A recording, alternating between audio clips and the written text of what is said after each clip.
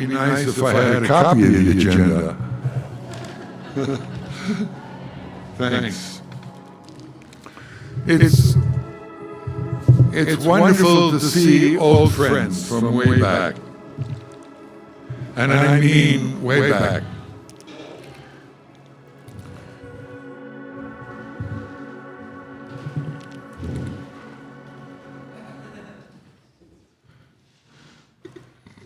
I'm Jeff Mackler, and I'm the National Secretary of Socialist Action, and I'm on the Administrative Committee of UNAC, United National Anti-War Coalition.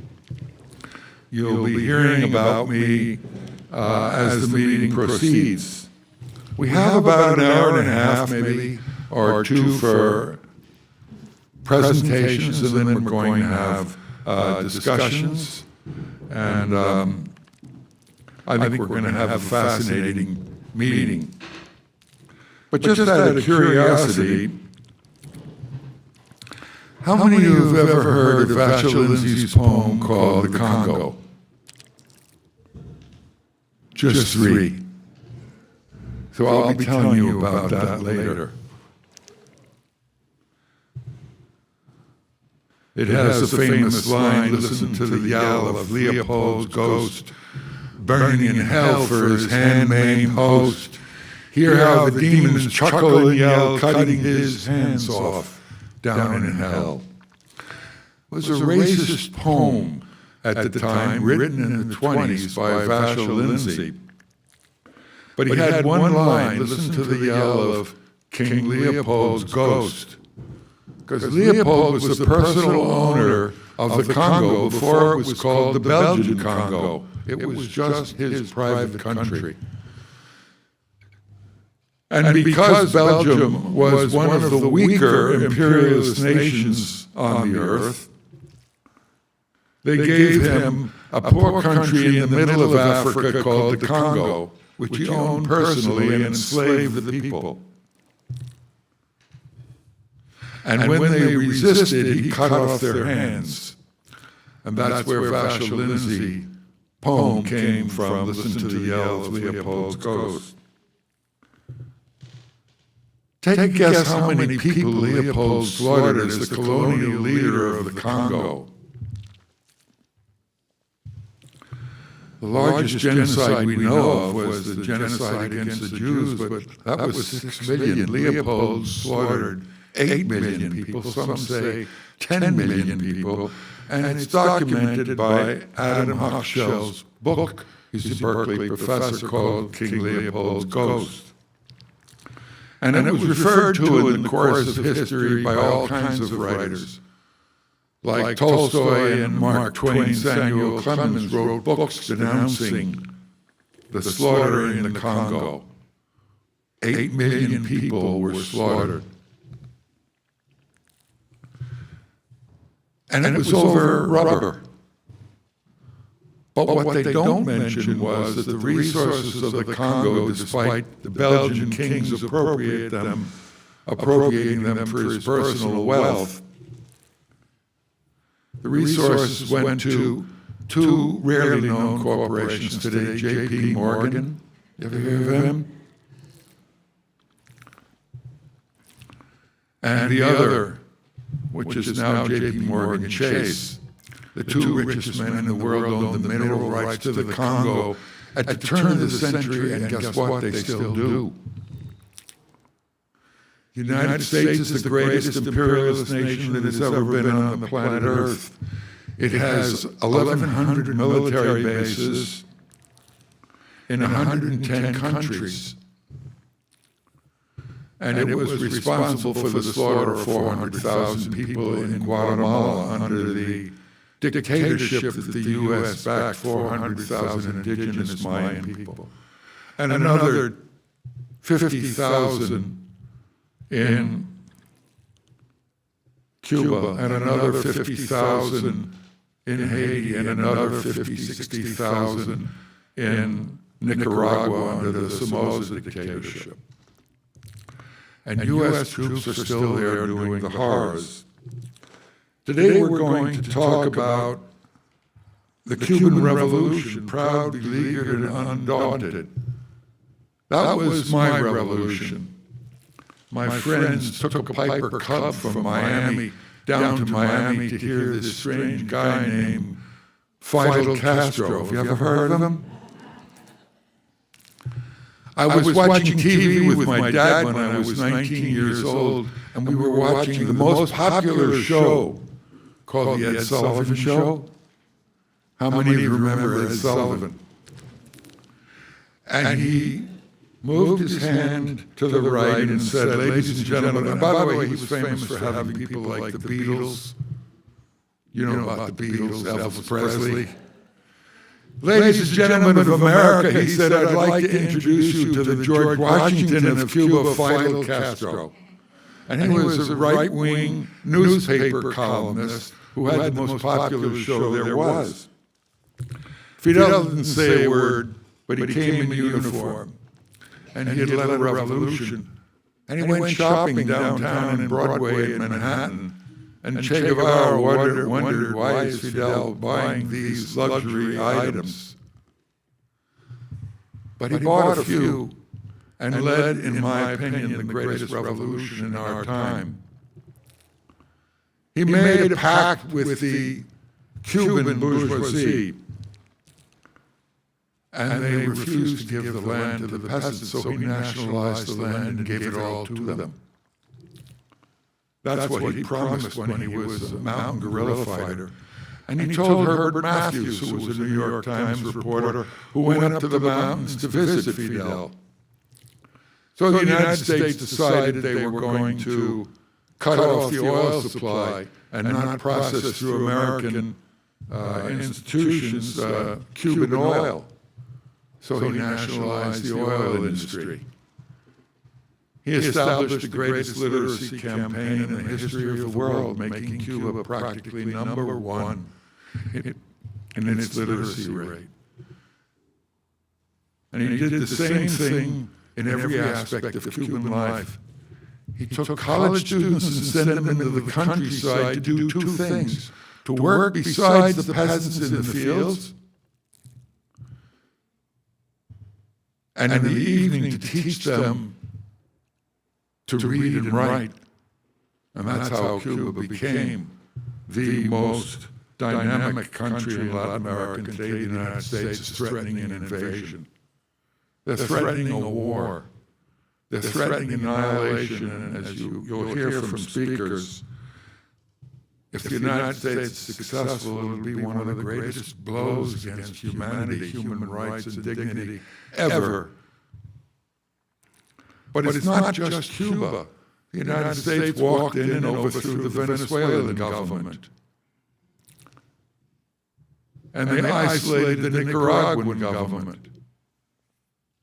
And they're organizing a genocidal war against the Palestinian people and a genocidal war against the Iranian people, all because they have resources that the United States wants to control. So this evening we're going to review all of this stuff with some absolutely amazing speakers. But before we begin, I'd like to call on Phoebe Ann Thomas Sorgan. I always get the name wrong. And let's give a warm welcome to the leader of the Social Justice Committee of the Berkeley Federation of Unitarian Universalists. Phoebe, please.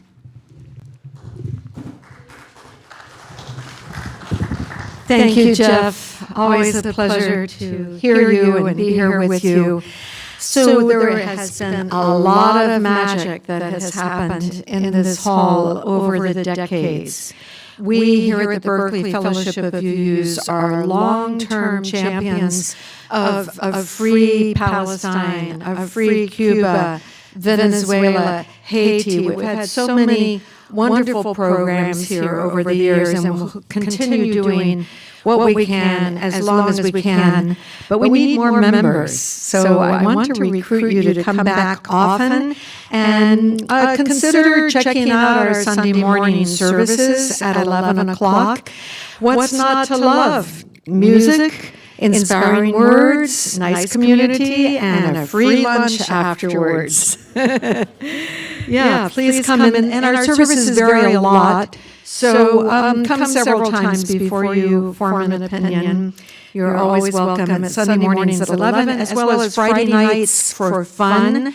We have a freestyle dance here Friday nights, except the third Friday, we have an open mic that was founded by Country Joe McDonald. So the tradition is protest music, but everything's welcome: comedy, poetry, storytelling, magic. And we're starting to have potluck dinners with a theme. Community activist potluck dinners. So the theme's coming up. We don't have dates yet, but that will be coming up soon. You can look at bfuu.org to find out details. And the dates coming up are on the nuclear weapons risk, artificial intelligence, and then there will also be a potluck dinner that's focused on 9/11 as the 25th anniversary is coming up. And of course, that changed so much with the Patriot Act and so much else. So we have a few snacks in the back and one more very important announcement. The bathrooms are right back there on the left. Welcome, everybody.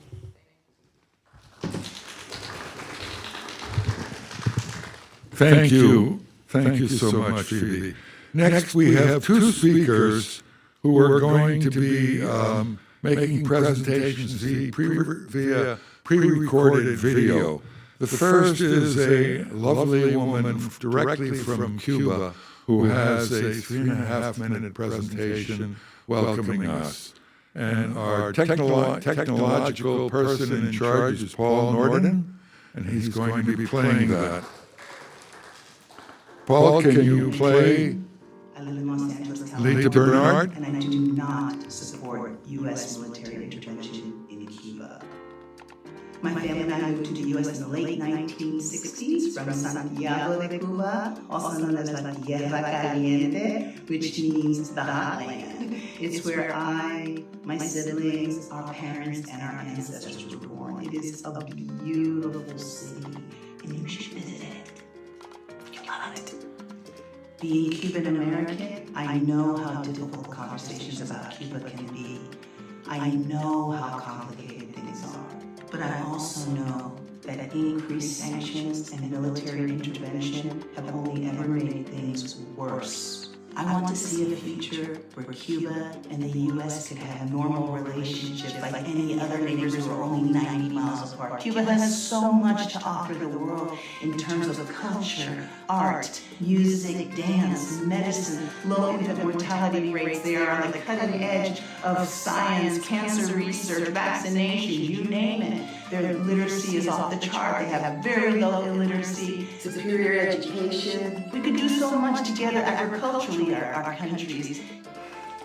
My message to Marco Rubio: my dad was one of 5 siblings, my mom one of 10, and they all had lots of kids. So I have dozens of cousins and aunts still on the island of Cuba whom I visit regularly, and multiple times a year my 6 kids and I and our LA artist peers bring hundreds of pounds of humanitarian aid to the hundreds of Cuban artists with whom we collaborate in our Art Roots Mama Bee project, which I named after my dad's dad, who was a Mama Bee. The Mama Bees were the Cuban insurgent soldiers who fought in Cuba's wars of independence from Spain. The news reports that you have not been to Cuba yet, Margaret Rubio, so I suggest you go and you see how wonderful and amazing Cuba is, how elite the artists are, how exciting our culture is, how a Cuban may have no electricity, no water, very little food, and yet they will give you their last grape.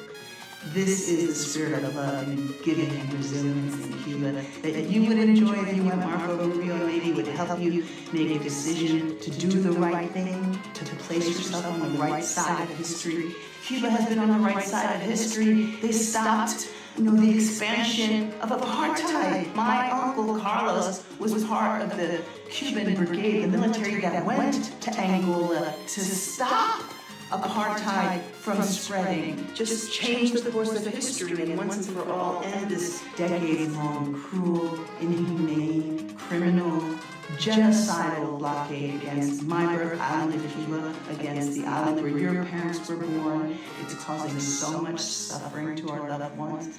There's hunger, thirst, extreme shortages of gas, electricity, water, food, medicine. Let's treat Cuba as we should, as our neighbors, and allow Cubans and United Statesians to have the normal relationship that we should be enjoying. So as a Cuban American, I say, let Cuba live. No war on Cuba.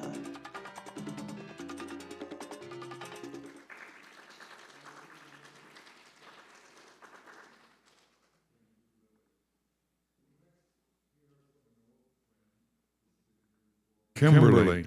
She's the chair of Black Agenda Report. She's on the National Administrative Committee of the United National Anti-War Coalition. Let's hear from Margaret via a video recording. Thanks, Paul. Greetings. I'm Margaret Kimberly, Executive Editor of Black Agenda Report and a member of the United National Anti-War Coalition and the Black Alliance for Peace. I am very honored to have been invited to join this important discussion as the United States is exerting control of the Venezuelan state after kidnapping its president, renewing threats against Nicaragua, openly interfering in elections in Honduras and Colombia, and that is just in this hemisphere of the Americas. Internationally, the joint regime change attempt with Israel against the Islamic Republic of Iran continues, even as the U.S. claims to engage in peace talks. But now all eyes are on Cuba, just 90 miles away from the U.S., where the 67-year-long blockade and regime change effort has culminated in a deadly siege. Cuba has no reliable supply of electricity, as the U.S. blockade has prevented shipments of oil. It's not hard to imagine the consequences of such an act. Without electricity, food cannot be stored safely, medicines cannot be stored. Babies cannot be kept safely in incubators, nor can adults be kept alive on dialysis. The school year closed early because of the lack of electricity, and even trash cannot be collected because there is no fuel for sanitation trucks. It's no exaggeration to say the U.S. is carrying out a genocide against Cuba. That term genocide is not to be used casually. That's why it's defined in the UN 1948 Convention on the Prevention and Punishment of the Crime of Genocide.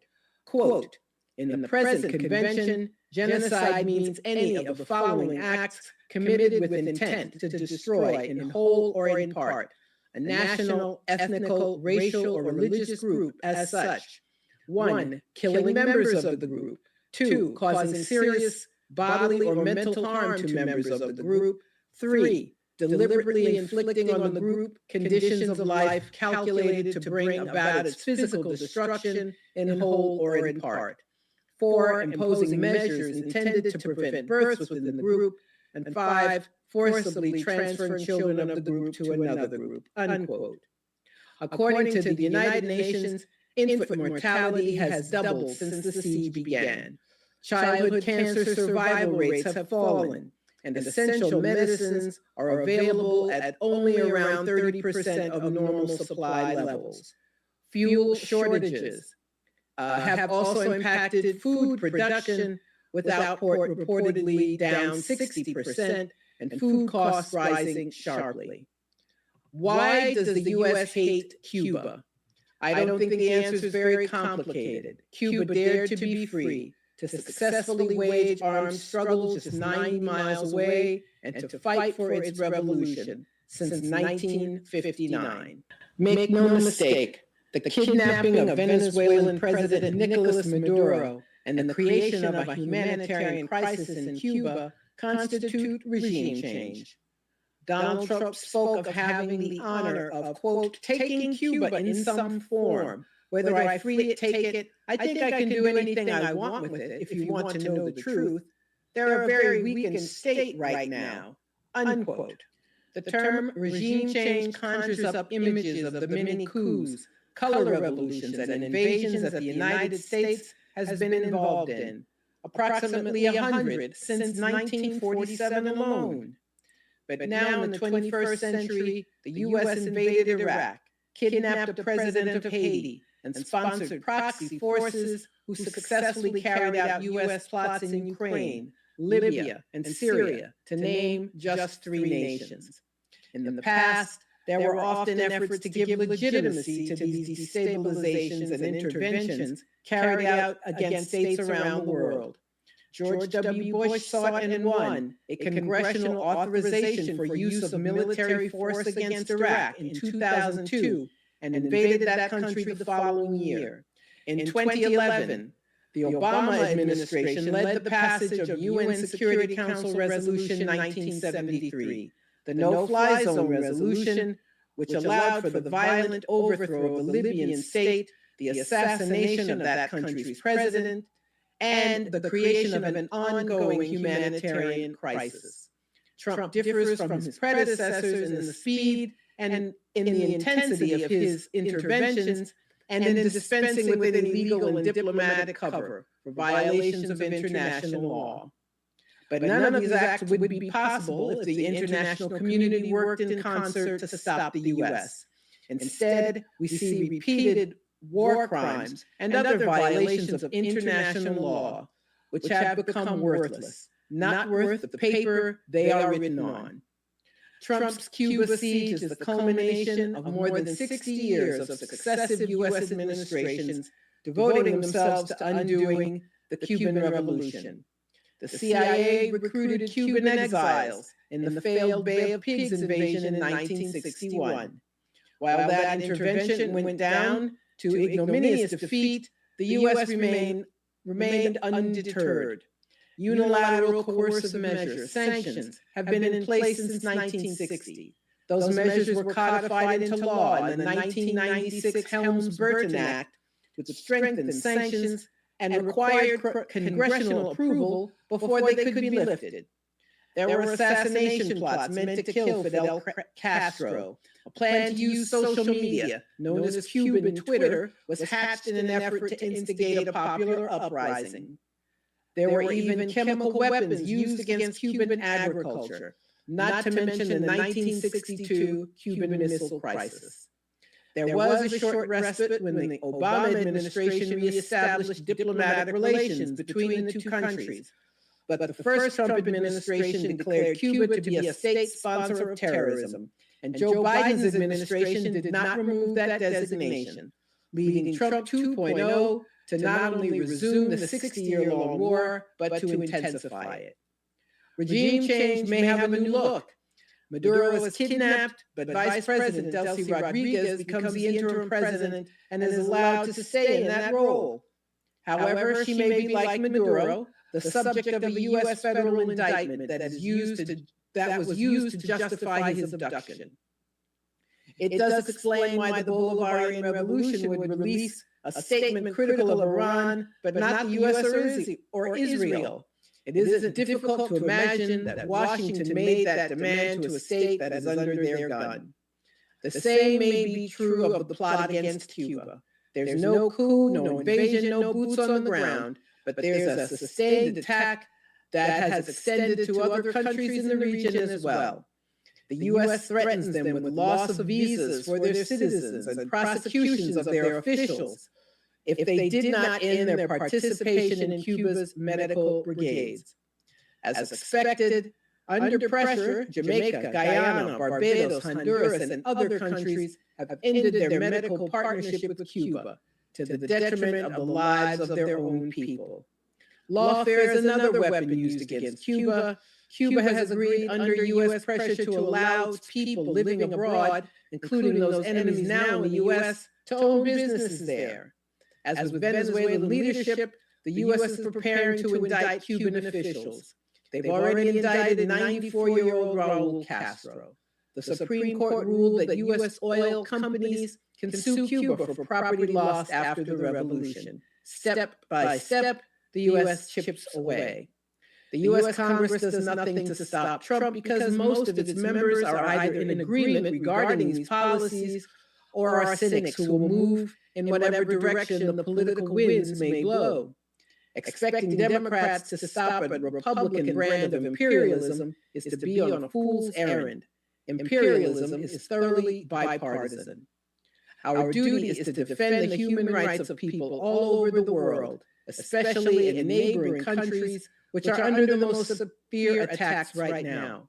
Our duty as anti-imperialists is to speak up on their behalf and to oppose the U.S. government's unrelenting attacks, and as you are doing today, to be in solidarity and support of one another.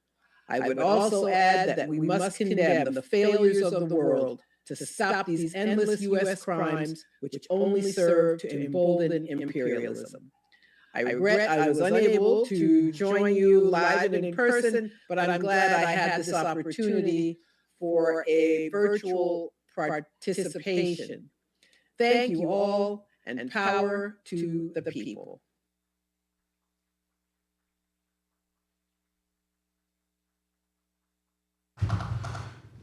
Thank you, Margaret. Now, we have a complicated agenda in that our next speaker is calling from death row. His name is Kevin Cooper. He's been there for over 40 years, and we have been defending him because his case has proven to be an atrocity of the legal system. He was framed up on murder charges, and he's scheduled to call in to this meeting in about 15 minutes. So at this point, we have a choice. We can wait, or we can do what I would prefer. We could hear from Rita Barouch, who has a 10-minute time period, and then she's going to introduce a co-thinker. And if Kevin does call in, we'll just pause with Rita. Kevin is going to speak for 5 minutes, and then we'll give Rita all the time she needs to finish. Is that reasonable? Okay. Our next speaker is Rita Barouch. She is on the Resolutions and Advisory Task Force of the National Network on Cuba, and she is a leader of Bay Area Cuba Solidarity Network. Let's give a warm welcome to Rita Barouch.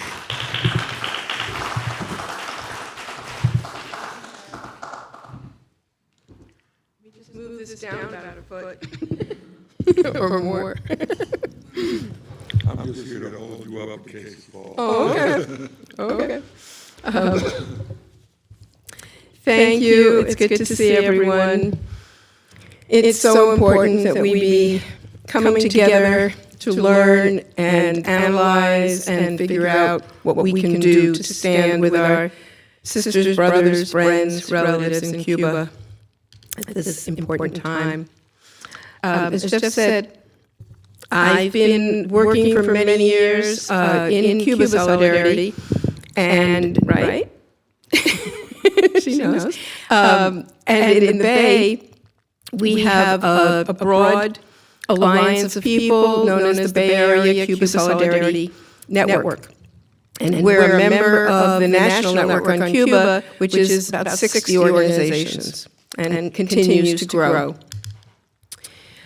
What I'd like to do is add to some of the facts that have been shared. I think one of the things that is important for us is to all have accurate information about what the U.S. is doing, and so that we can be educating other people and taking steps against it. I do want to say that some of you may know the song Cuba, que linda es Cuba. Quien la defiende la quiere más. How many people know that?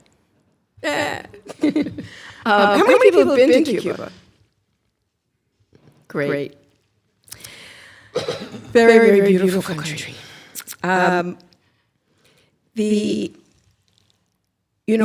Cubans, I think it's important for us to be thinking about what our responsibilities are and what the Cubans need from us. And first is to educate ourselves and then be conveying factual information to others because, as you well know, the mainstream media has it all wrong.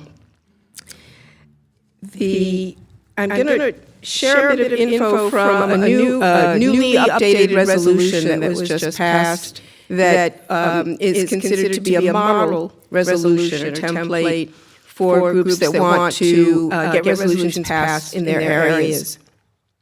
I'm also part of the Resolutions Task Force, and together, so I get the numbers right, over the last 5 years, at least 32 city councils across the U.S.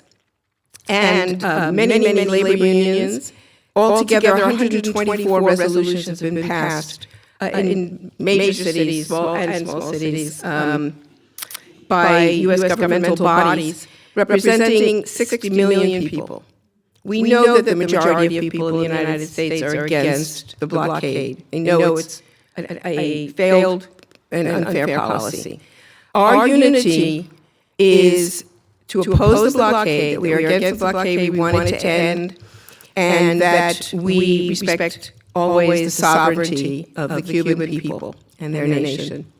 And we work broadly with people who agree with those two main principles.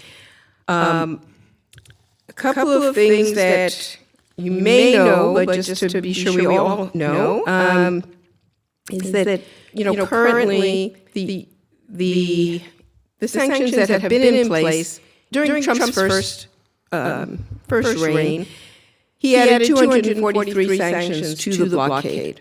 So it was already significantly intensified, and that caused lots of problems. And a lot of people didn't know that was going on. And as part of that, he also added Cuba back on the list of countries that allegedly sponsor terrorism. And as the Cubans say, the only thing they sponsor is doctors. And you know that their doctors have been serving all over the world. So in January, Trump signed executive order intensifying it further and implementing this oil blockade that says that any country that sells or provides oil to Cuba is subject to sanctions and tariffs. Because of that, it's pressured, those threats have pressured countries around the world who would normally be sending oil, they've had to stop. One ship got in before January, and that was from Russia. And that was only because it was accompanied by their military. It's really crazy. And not a drop of oil has arrived. It breaks my heart to say this. January, not a drop of oil since then. Just imagine. Imagine what that means. So very, very important right now is this oil blockade. It's very clear that the two main focuses have to be in this oil blockade and no military intervention. It's above all, those are the two focuses at this time, and that's what the Cubans need from us. Cuba obviously poses no economic or military threat to the U.S. or any other country, and you know their internationalist policy is that of doctors and friendship worldwide. And they are continuing it. They were the first country on the ground with medical teams in Venezuela after the earthquake. They have said very emphatically that even now, in this time of unprecedented crisis, they will not end their internationalism. There is, as a personal note, I have never in my life met such high-minded, human and principled people who will not renege on their values. It's so in them. The revolution is a living, breathing soul that says we care for each other. It's a lesson that we don't get to learn here. We have to try to make that happen in our communities, but it's not fostered by any of our institutions.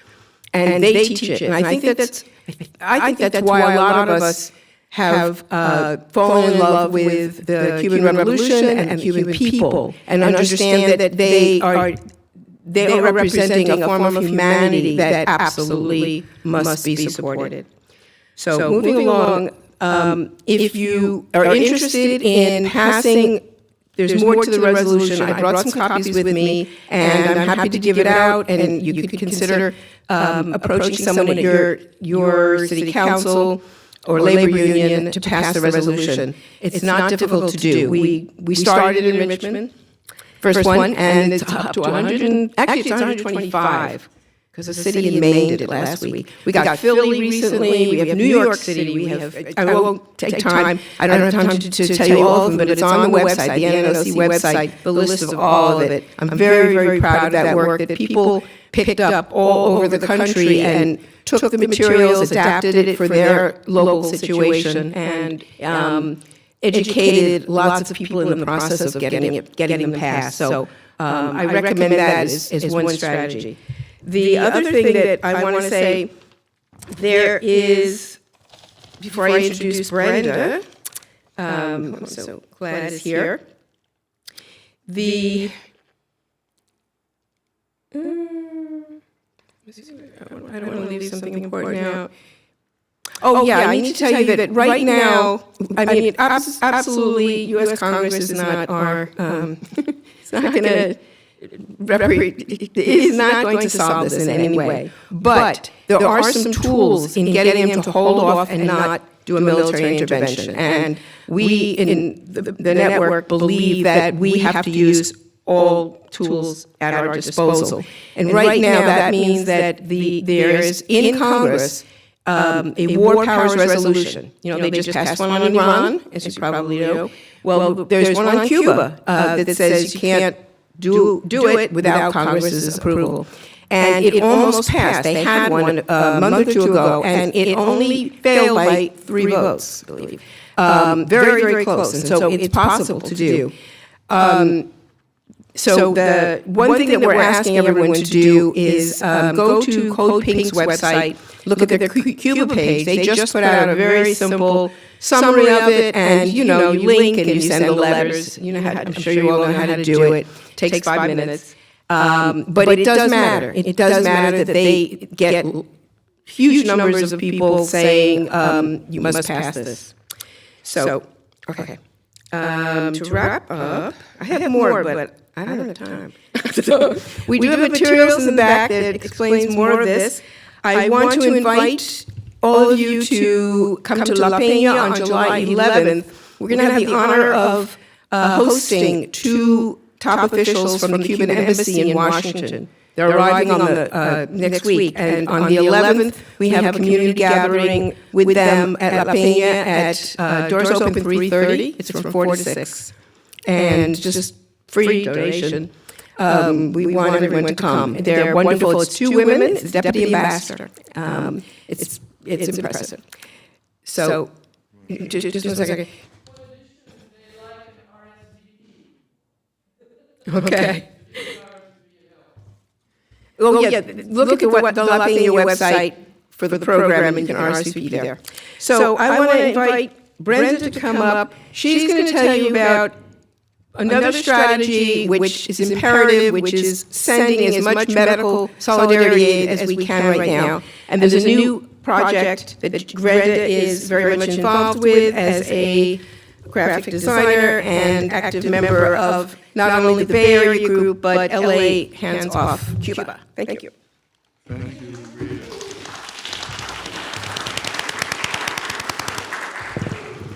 Thank you, Rita, and all the wonderful speakers thus far. Thank you for organizing this. My part will be brief. Like Rita mentioned, I'm Brenda. I'm a co-founder of the U.S. Hands Off Cuba Committee in L.A., but now part of the Bay Area Cuba Solidarity Network and Global Health Partners. For folks who aren't familiar, Global Health Partners has been active since the late 70s. They started as a no-war group, but kind of turned into more like medical aid campaigns for Latin America, and most recently have been focusing on Cuba. Last year we actually had a really successful... That's him. No worries.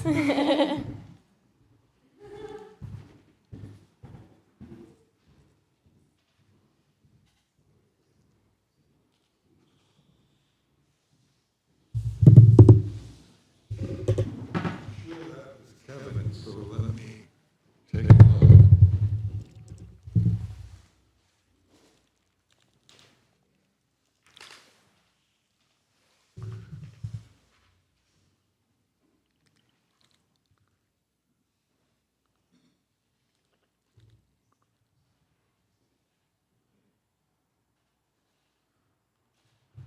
Let's wait one more second. He's scheduled to be with us at 7:45. Here we go.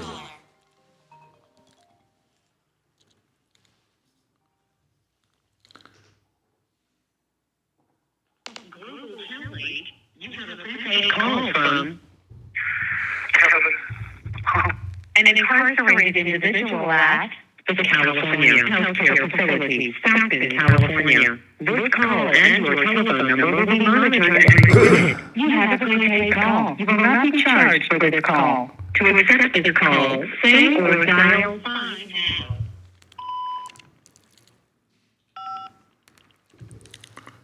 To refuse, hang up now or stay on the line for additional options. To hear the billing rate for this call, say or dial 9.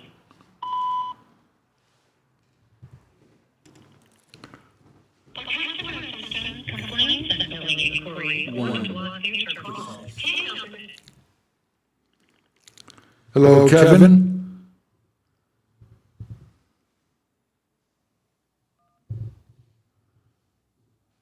Stick with me for a second.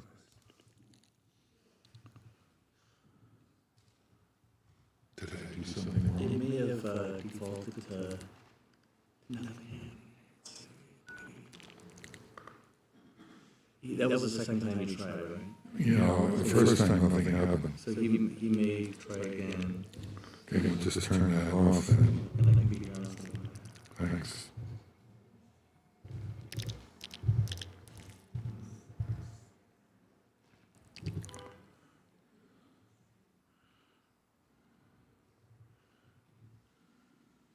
Watch the phone never rings. So there we go. Unknown caller.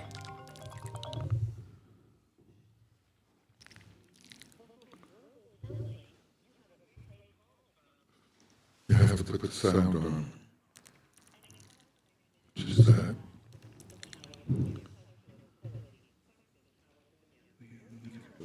See if you can get the sound in. That's not it.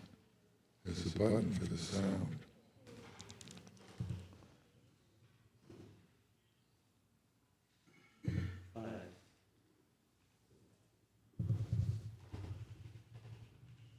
Let me try it. It's not registering. Recent favorite.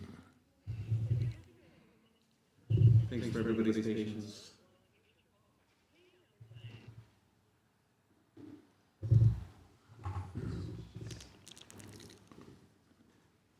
Yeah, the speaker option didn't show up for us. Yeah.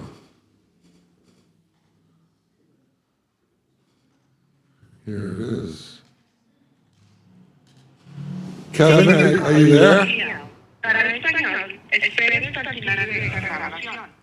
If you would like to speak to one of our customer service representatives for assistance, please call I think that's calling the MSL. 9098. Thank you. Do you want me to sit off the side with it and then let everybody contact them in a minute? Just 1 second. 866 732 9098. Gracias. What do you think we should do? Thank you for calling. I can sit with the phone off to the side. Okay. And when he calls back in, actually. Unknown caller. Here. Yeah. This is Global Health. You have a prepaid call from an incarcerated individual at the California Healthcare Facility, Stockton, California. This call and your telephone number will be monitored and recorded. You have a prepaid call. You will not be charged for this call. To accept this call, say or dial 5 now. That's what I Thank did. you for using Global Health. You get to be right. Kevin, hi. Hi, Kevin. How are you? I am well. How are you? Good. We have a wonderful audience. You can begin whenever you want. Okay. Thank you. Hey, good evening. I'm Kevin Cooper, and I'm speaking to you from this modern day plantation at Stockton Prison. First and foremost, I want to say thank you to Jeff Mackler for inviting me to speak at this most important event. Thank you, Jeff. I really appreciate it. I greet all of you in true peace and in unity, and want for our sisters and brothers in Cuba to know that I am in solidarity with you at this most important time in the history of the country. There are many people across this world in situations like mine who, like me, are in complete support and solidarity with all oppressed people throughout the world, from Cuba, Venezuela, to Palestine, and elsewhere. We African Americans and other oppressed people here in this country can relate to your plight and all the suffering that the Cuban people are enduring because of this government, who has, in one degree or another, done the same type of dehumanizing things to us throughout the history of this country. We understand your pain. We understand your struggle and your will not to be dehumanized by this government or any other government in the world. We are, after all, when it's all said and done, sisters and brothers in struggle, in arms and in peace, and if necessary, in war. Whatever pains you, pains me, pains many of us. And when you suffer, I suffer, and many of us also suffer. When you smile, I smile. We smile, and when you're happy, I'm happy, and we're happy.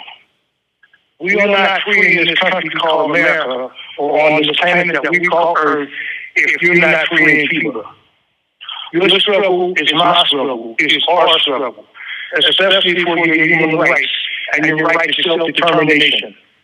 Like all people, Cubans want to be the ones to determine their present and their future, and not to be a stepchild or a puppet or a colony of the United States of America. So it's self-determination today, self-determination tomorrow, and self-determination in the future. I have to believe that many people don't really understand the damage that the United States has done to Cuba and other parts of the world. Because if they did understand, This call and your telephone number will be monitored and recorded. if they did understand, it wouldn't allow it to happen. I have to believe that as a human being. But as long as it is what it is, there will never be true peace into this world until after revolution. It's a struggle and solidarity from death row. I'm Kevin Cooper. Thank you, and have a good night. All right, thank you so much.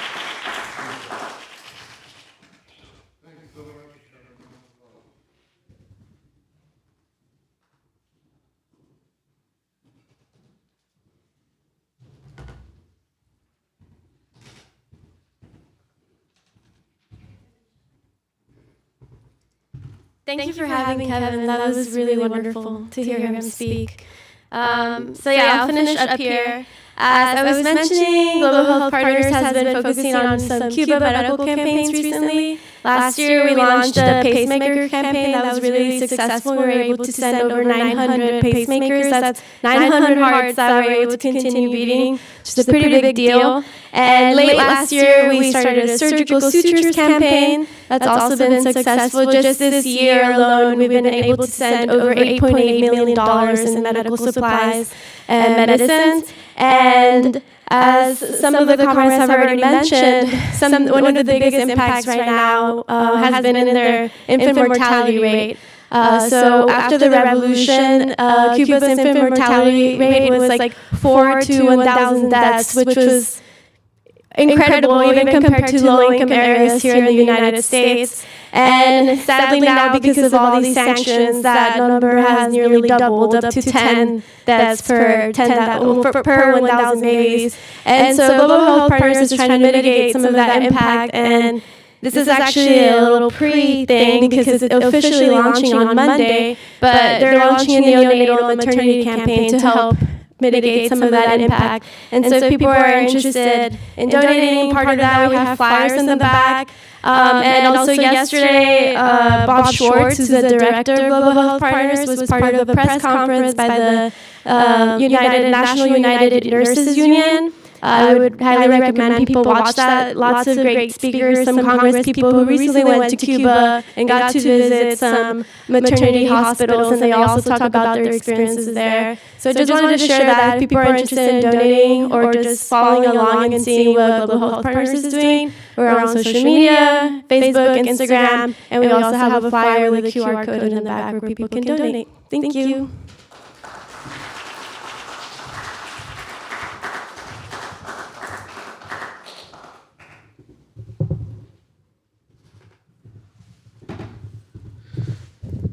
I'm actually about 46 years old, and I dyed my hair gray today so I could look like Danny Sheehan. How many of you have heard of Daniel Sheehan? About half. Danny Sheehan was the attorney for Karen Silkwood and defended her. She was murdered by government officials, a union organizer at Kerr-McGee, and Danny fought a heroic battle and won at least a partial victory. $5 million settlement, $10.5 million. Unlike President Trump, the money went to the family, not the lawyers. Danny Sheehan was the head director of the Christic Institute. This was an organization that pioneered a lawsuit against the United States government for working secretly with the Medellin cartel in Colombia to bring crack cocaine to the United States to sell in the black community of Los Angeles to raise money for the Nicaraguan Contras, because the Bolin Amendment to a 1983 or 84 House Appropriations Bill prohibited aid to the Contras. I want to talk about that for a second. Danny came onto the scene and his lawsuit at the time of heightened anti-war consciousness in the country. The anti-war movement against the war in Vietnam mobilized literally millions of people in massive, independent, united demonstrations to demand bring the troops home now from Vietnam. At one point, we had 1 million in San Francisco and 1 million in Washington, D.C., and hundreds of thousands in other cities across the country.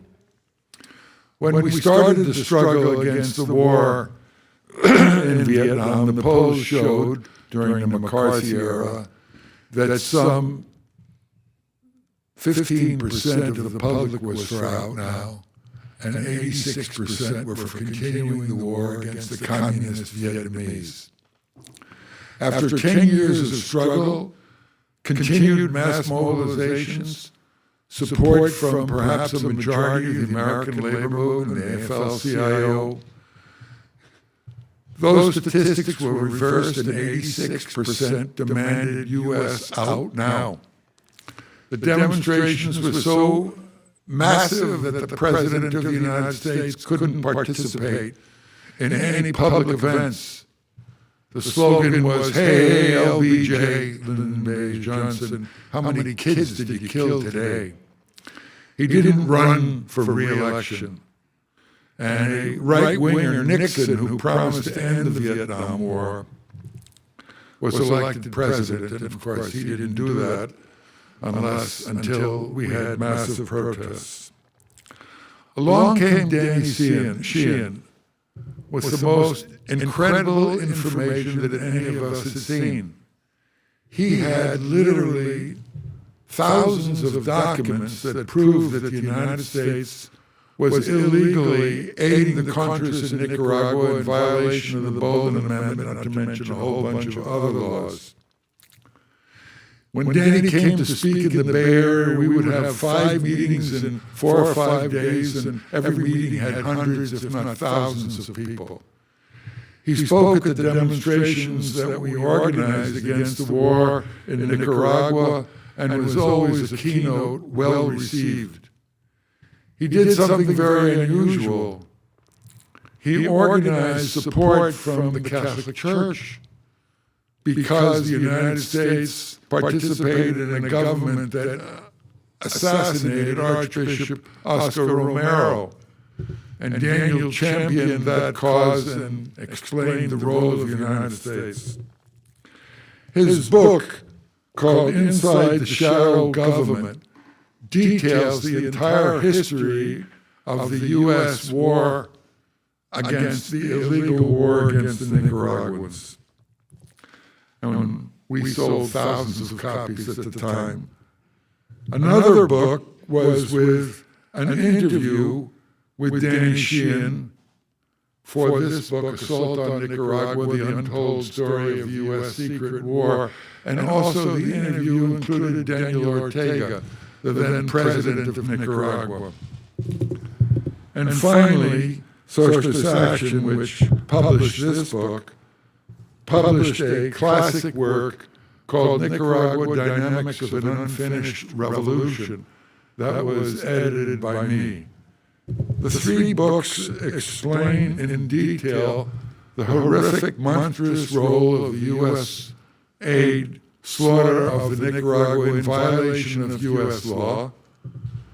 Daniel's work demonstrated without doubt that the United States was bringing crack cocaine into the United States to sell to the communities of the oppressed, to secretly raise money for the Nicaraguan Contras, which is an illegal, despicable act.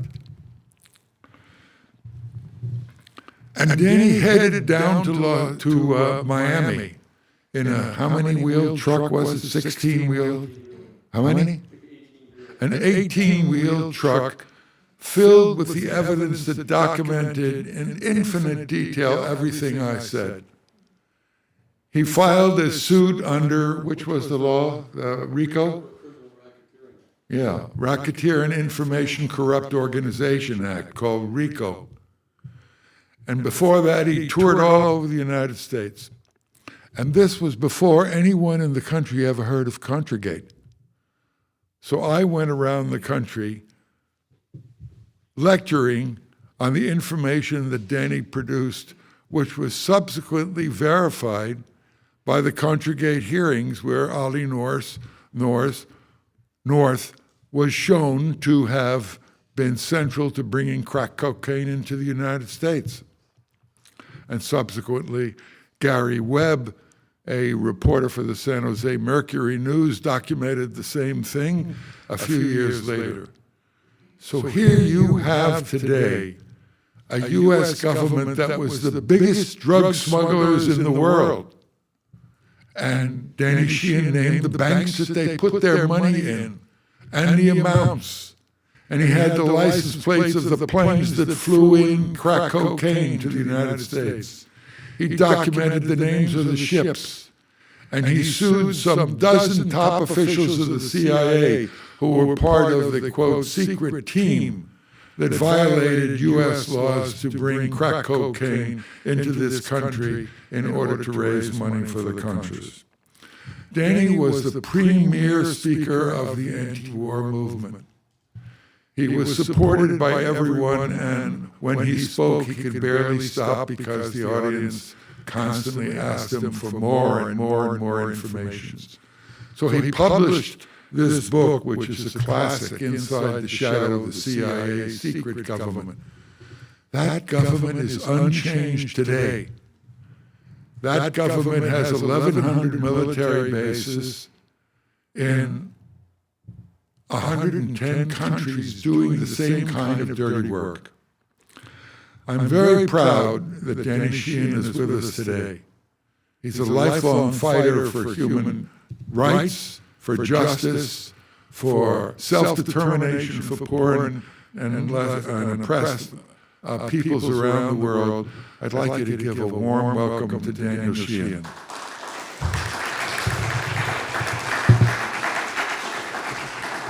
Come on around this side.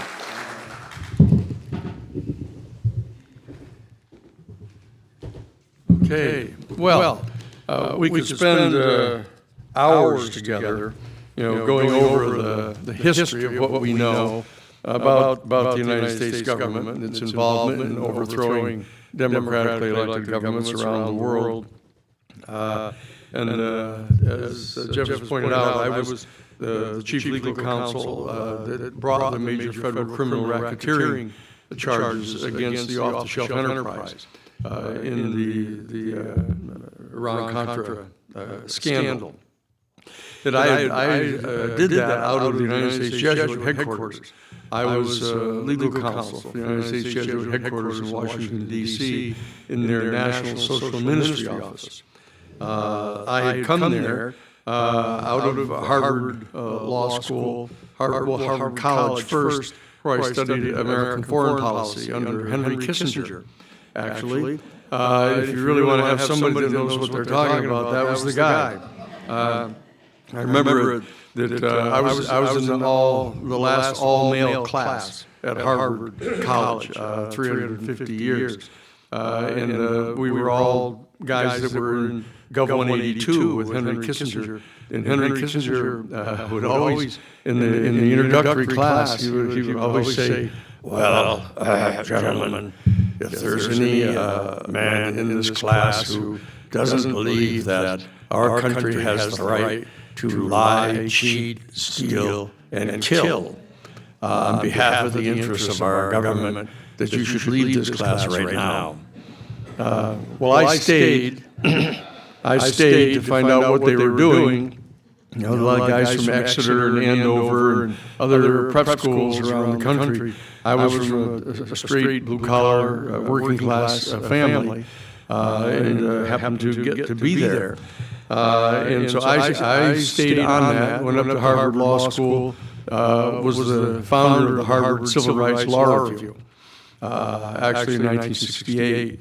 And we did the litigation that established the right of journalists to protect their confidential news sources in the United States. And it was in that context that I ended up being recruited to go to the #1 litigation law firm in the country, where we represented the New York Times in the Pentagon Papers case. We're the ones that litigated that case from the beginning day of it. When I got the call from Jim Goodell, who was the legal counsel for the New York Times, who came to the office and told me that they had recovered 47 volumes of the internal documents about the Vietnam War, proving the lying and conniving and the fabrication of the entire Bay of Tonkin incident, which Lyndon Johnson used as a justification for sending 50,000 United States military personnel into Vietnam. And I was there at Harvard when we actually drafted the Cooper Church Amendment to cut off all the military funding to the Vietnam War. I was one of the point briefers to the United States Senate from Harvard Law School to actually brief the United States senators on why it is they had the constitutional right and the duty to cut off all of the funding for the war in Vietnam. And so that's my early career. And I ended up, after a few years, I was actually litigation in the Watergate burglary case. I got recruited also by F. Lee Bailey, who was the #1 criminal defense attorney in the country. And we're the ones that represented James McCord, who was the CIA wiretapping specialist that was arrested in the Watergate Hotel. And he became the initial whistleblower against the Nixon administration, along with John Dean, in laying out the details of the Watergate burglary. But because of what I learned in the investigations of that, I came to find out what the whole Watergate burglary was all about, and why, in addition to James McCord in the Democratic National Headquarters, there were 4 Cuban Americans who were actually Trafficante gunmen for Santos Trafficante, who was the Don of the Mafia in Havana, who turns out to have been business partners with Batista, who was the dictator that was overthrown by Fidel Castro and Che Guevara and the Comandantes. That we learned there from Santos Trafficante that he, in addition to being partners with Batista, was partners with Paul Helliwell, who was a full-time Central Intelligence Agency operative. I make jokes about it that he wasn't just a consultant, he had dental coverage from the CIA. This guy was a full-scale CIA officer. And he was running the Sea Supply Corporation, the Southeast Asian Supply Corporation. And he was partners with Batista and Santos Trafficante in heroin trafficking coming in from Southeast Asia. And they were using portions of the profits to purchase military equipment for Southeast Asia to the Kuomintang. Actually, they were opposing Mao Zedong in the Chinese Revolution. So I got baptized early on in the activities of the United States government. I was one of the few human beings that have ever read all 47 volumes of the Pentagon Papers, and was involved in selecting what the pieces were that were going to be published in the New York Times that helped stop the Vietnam War. And also in the Watergate burglary, learning about why the people were in the Watergate Hotel, why gunmen from the Santos Trafficante were there with them. But it was in the course of all that I came to realize that our entire legal system, wasn't just a little bit out of tune. It was playing an entirely different song than we had all been taught back in the 60s, in high school and in college, about what our government was doing, allegedly fighting on behalf of democracy around the world.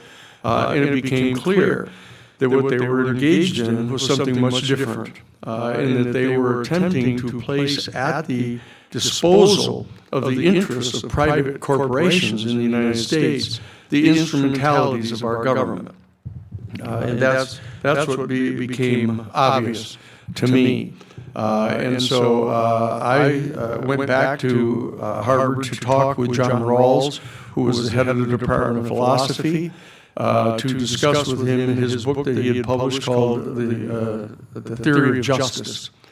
And that's how I got recruited to go back after Harvard College and Harvard Law School and out practicing law, doing the Pentagon Papers case and the Watergate burglary and others, to go back to Harvard to do the PhD work on comparative social ethics. And it was there that I was recruited to become the chief counsel of the United States Jesuit Order at their headquarters in their social ministry office in Washington. And that's where I began to be able to work under the auspices of Pedro Arrupe, who was the superior general of the Jesuit Order, which is the largest single order in the Catholic Church of the Jesuit Order. And Pedro Arrupe was a surgeon, a medical doctor in Spain back in the 1930s, who became a Jesuit priest. And he started making presentations from the pulpit in Spain against Franco. And thereafter against Hitler and against Mussolini and the fascist movement in Europe. And he ended up eventually becoming the superior general of the entire Jesuit order. And that was with whom I got recruited to go into Jesuit headquarters and to be in charge of the policy making of the entire Jesuit order, of all, at that time, 36,000 Jesuits around the world, many of whom, as you all know, were in South America, and generated the entire movement of liberation theology. That was the regime that I was under at the Jesuit headquarters in attempting to protect the people against the fascists that were put into power in the death squads that were trained by the United States Central Intelligence Agency. And it was there that we learned when we found out about. I was actually recruited to go down to. We did the litigation in the first American Sanctuary Movement case down in Brownsville, Texas. And I was down there representing the Catholic nun, Sister Diane Mellencamp, and Stacy Lynn Merck, the Catholic volunteer, who were arrested by the Beleaguered down there, assisting and helping Salvadorian and Guatemalan refugees that were fleeing from the death squads and bringing them into the United States. And in the early stages of the Refugee Act that was passed under the Carter administration and the Democratic administration, authorizing people who found themselves here in the United States and were afraid to return to their native country for fear of persecution because of their religious or political beliefs. That's the action that they were engaged in down there at Casa Romero in Brownsville, Texas. And they were providing a sanctuary for the people. It turns out the Reagan-Bush administration, when they came in after the election in 1980, after President Carter, they issued a secret order to the Immigration and Naturalization Service on the border to arrest anybody who applied for political asylum under the laws of the United States. And to not only deport them back to El Salvador or Guatemala, but to also notify the death squads in both of those countries the flight they were going to be on and when they would be arriving. And they continued to be disappeared, those people. So I was back there at that point in time when all of this was going on. The military overthrow of the Allende government in Chile. I was there when Orlando Letelier was assassinated on the streets of Washington, D.C. I actually heard the explosion go off that blew up his car, up in Sherman Circle. We were right on DuPont Circle at Jesuit National Headquarters. I was just leaving the office to go to a meeting over at the National Council of Churches, and I heard this loud explosion. And it turns out that it was the detonation of the bomb that killed Orlando Letelier. So even though we may not look, I'm actually 81 years old. But I was there and lived through all of this early period and was directly active in all of these major activities. And I came to realize what our government was doing. And in fact, we were involved at a Jesuit headquarters in meeting with President Gorbachev, back when Gorbachev was just the Secretary of Agriculture in Russia, to try to get him to participate in the mutual destruction of the nuclear weapons of both Russia and the United States. And when he finally withdrew from the Cold War on December 31st of 1991, the very next Monday morning, under the George Bush Sr. administration, and his Secretary of Defense, who was Dick Cheney, they convened the following Monday after President Gorbachev withdrew and signed the release of all of the Soviet republics from the Soviet Union, Soviet Socialist republics in Russia, to allow them to be free. And the United States government officials under the Bush administration gathered with Dick Cheney and Paul Wolfowitz and Doug Fife and Scooter Libby and the others in the West Wing, and they held an emergency meeting to try to figure out what to do. Because what were they going to do now with the Soviet Union dissolving? That now they couldn't use them as an excuse for having, at that point, $700 billion a year in a military budget. And so that they held a series of meetings, and they issued the 1992 United States Defense Department Policy Planning Guidance Document to respond. It's a top secret document. We happen to have a copy of it. And what they said is that what they wanted to do is they wanted to form a new alliance. They wanted to form a new alliance that was going to be called the Northern Industrial Alliance. And they were going to recruit it was going to be the United States, Canada, Mexico, not the indigenous people of Mexico, but the PRI.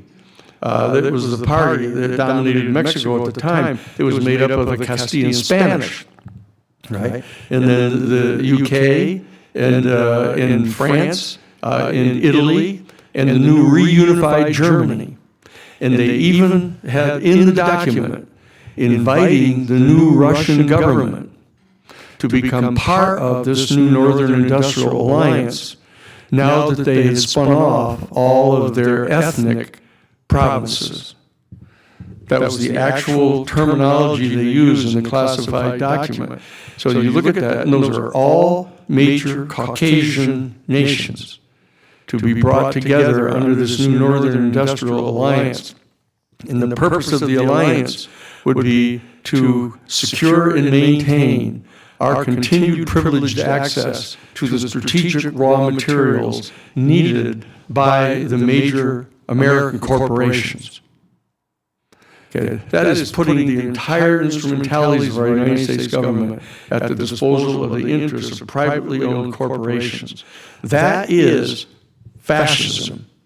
That is the exact essay that was written in 1933 by Benito Mussolini, that the putting at the disposal of the private interests of privately owned corporations, the instrumentalities of government, which includes the hundreds of U.S. military bases around the world. This is something that we know here in the small groups like this around the world. And we represent the 4% here. The American citizens represent 4% of the population of the entire world that are uniquely situated to do something about this. Because the United States government has been bullying the world and doing this for decades, as we know.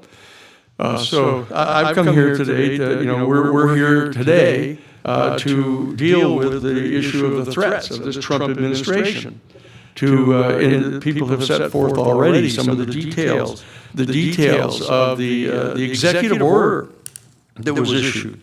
That right after they issued in January 2026, the Executive Order 14380 by Trump, declaring a state of national emergency here in the United States because of the activities of the Cuban government, asserting that they represented a threat to the interests, the national interests of the United States.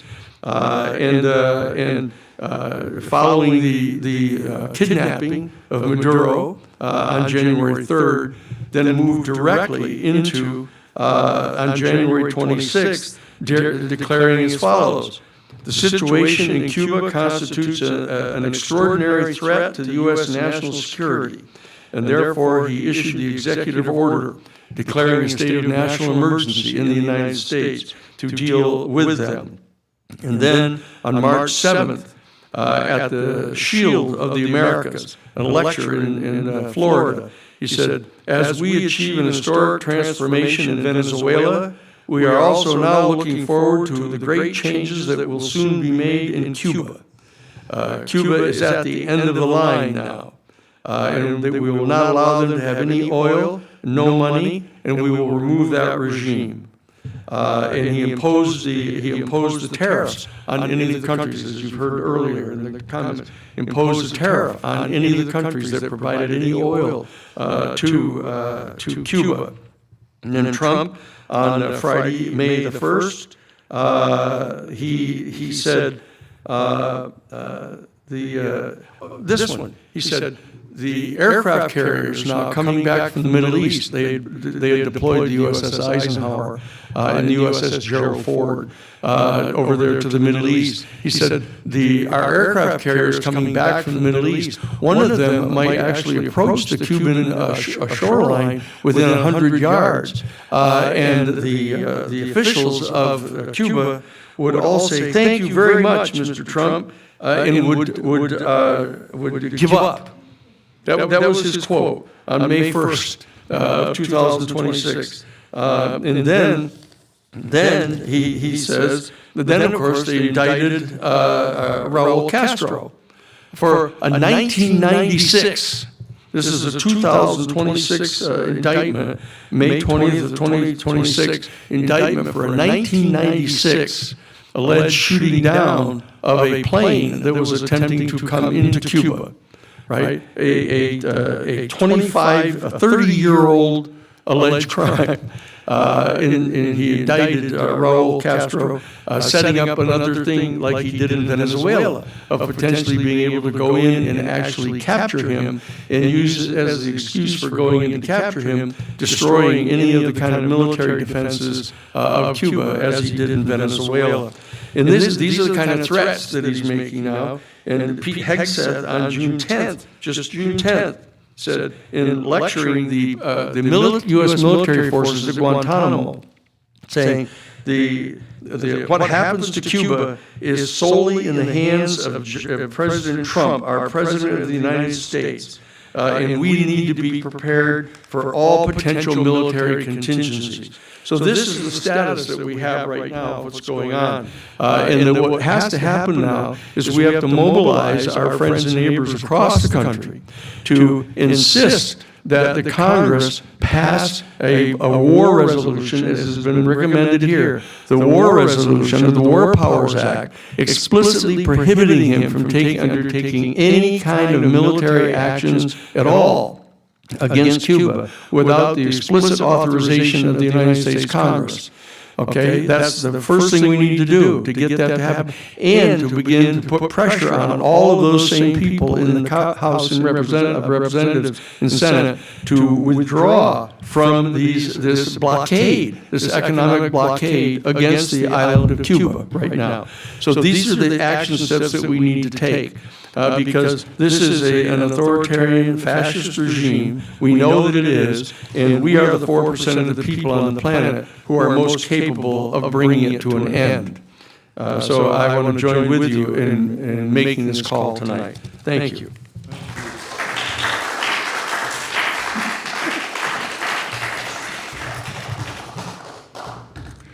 Okay. Thank you so much, Danny Sheehan.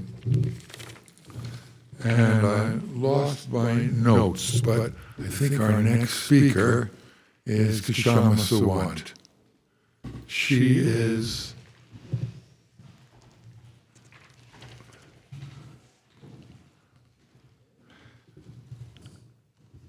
a 10-year veteran elected to the Seattle City Council, the only one in the planet Earth elected to the City Council as a revolutionary socialist 3 times and defeated a recall effort against her. She's a leader of the Revolutionary Workers' Party, and she's currently, amazingly, a candidate for the U.S. Congress in Seattle, with a runoff election scheduled for this August, a month from now. She's a lifelong revolutionary fighter, anti-war, social justice, LGBT, human rights activist in every front. And recently she toured with Socialist Action to 6 Bay Area cities, including a meeting here. She's a wonderful human being, a fighter for justice, a revolutionary socialist that seeks to organize the working class vast majority to replace this capitalist system. I'm glad to introduce Kshama Sawant.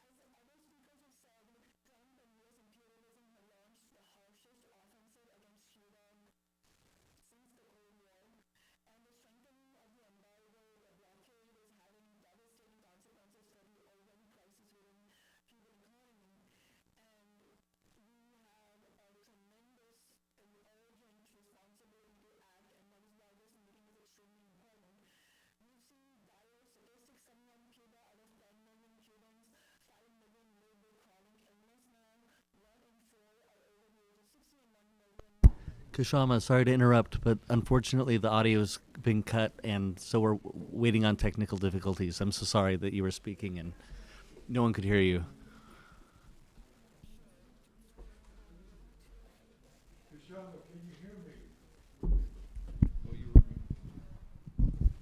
Hold on.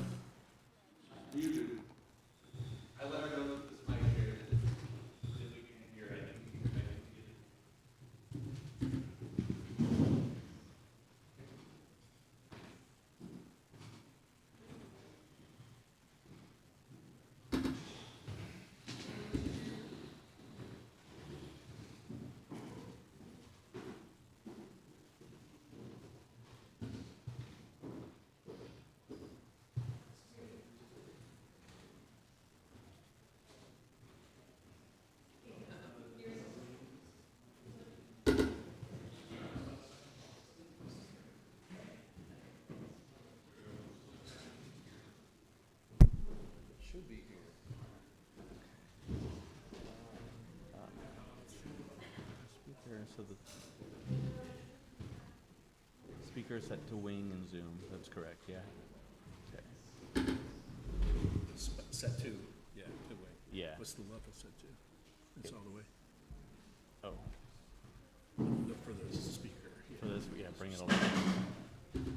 But I'm certain if it was, I don't know why that shouldn't hear. Not even. Yeah, she's talking. It's getting it. It's to the wing.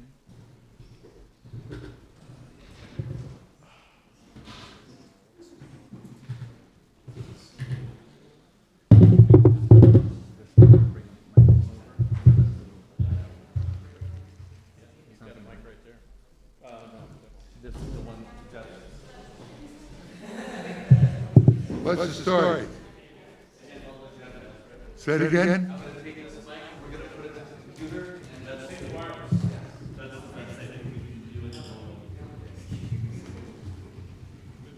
Let me try to call her also.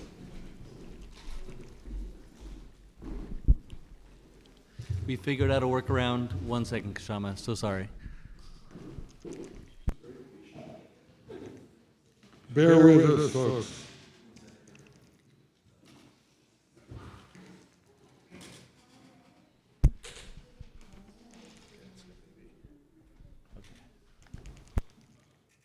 Testing.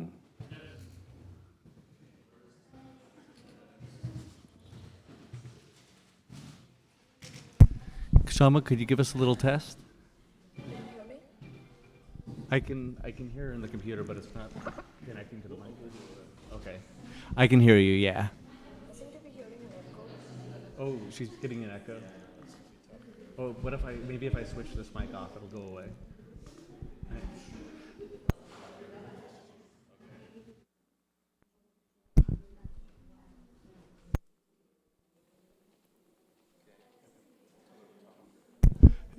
Could you give us another test?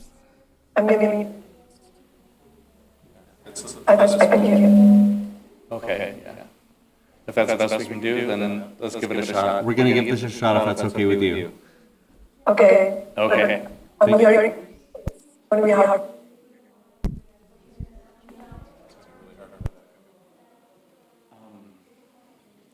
Would it be best if she just simply calls Jeff like we did with Cooper?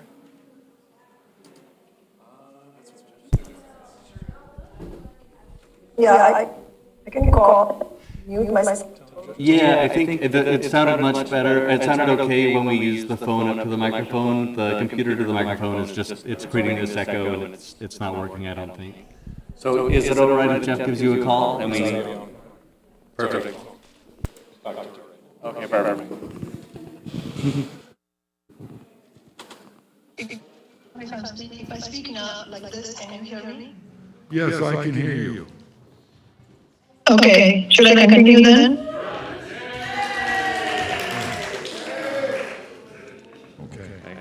Okay, start again, please.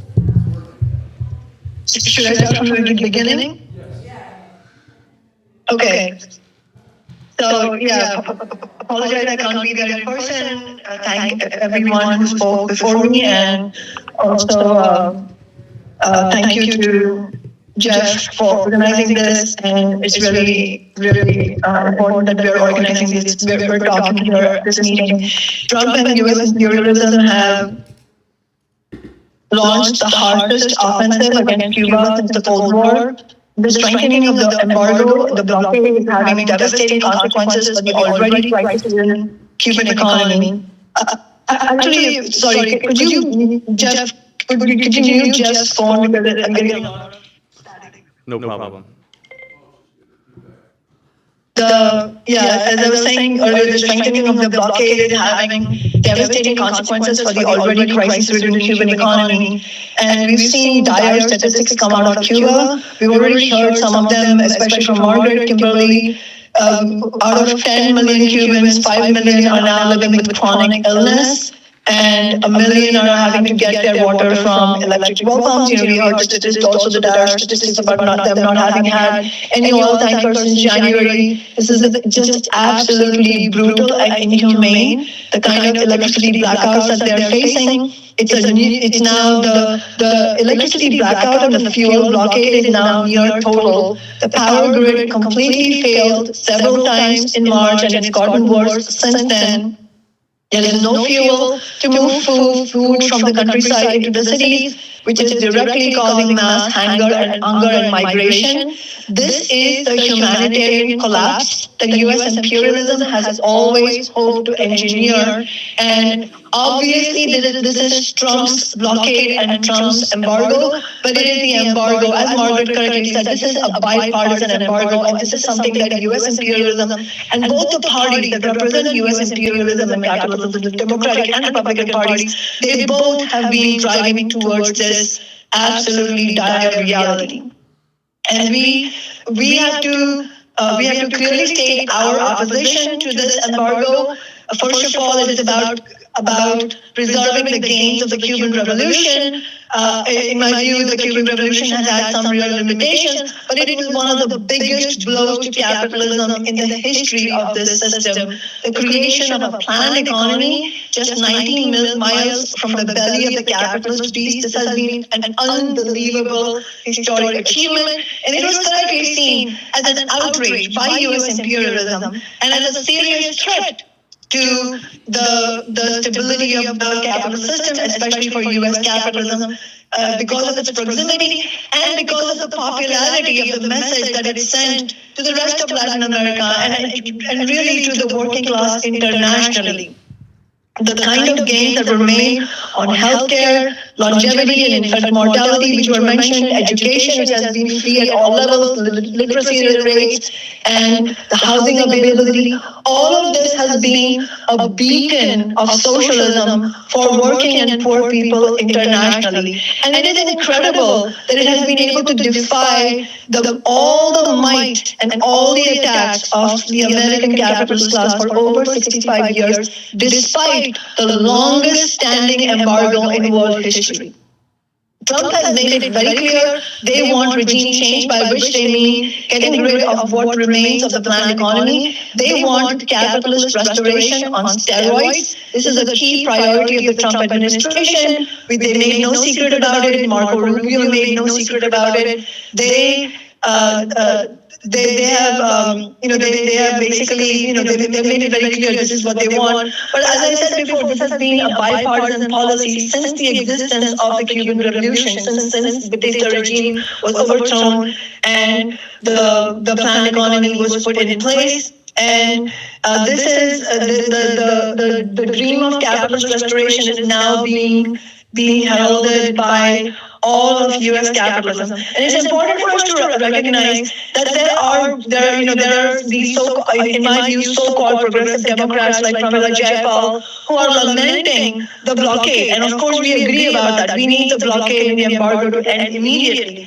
However, we have to recognize the completely two-faced nature of what these so-called progressive Democrats are doing. Because on the one hand, they are lamenting the blockade, and to quote Pramila Jayapal's statement, that she is celebrating the possibility of neoliberal and pro-capitalist reforms in Cuba, and her supposed appeal to end the blockade is on that basis.